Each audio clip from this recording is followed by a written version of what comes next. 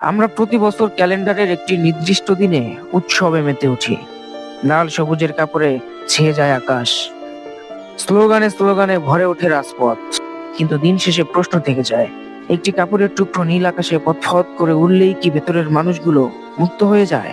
একটি মানচিত্র পাওয়া বা একটি সার্বভৌম পতাকা পাওয়ার মানেই কি স্বাধীনতা? উত্তরটা না। কারণ রাষ্ট্র স্বাধীন হওয়া আর নাগরিকদের স্বাধীন হওয়া দুটি ভিন্ন মেরুর গল্প।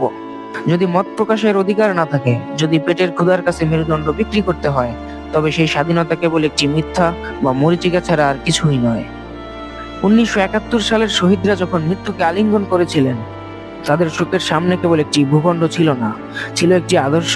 তারা এমন একটি রাষ্ট্রের স্বপ্ন দেখেছিলেন যেখানে মানুষের পরিচয় হবে তার যোগ্যতায়, যেখানে বিচার পাওয়া হবে অধিকার, আর পেট ভরে দুমুঠো খাওয়া হবে নিশ্চয়তা।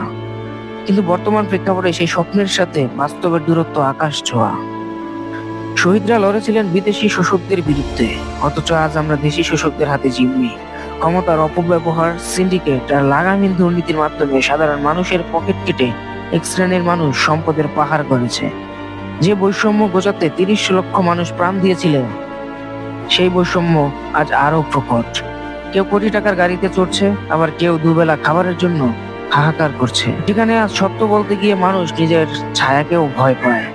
যখন বর্ণেলি আলোকসজ্জা আর আতশবাজিতে স্বাধীনতা উদযাপন করি, তখন হয়তো অজান্তেই সেই ক্ষুধার্ত শিশুটি চোখের জল আড়াল করে দেয়, যে পতাকার নিচে দাঁড়িয়ে এক মুঠো অন্যের জন্য হাত পাতে।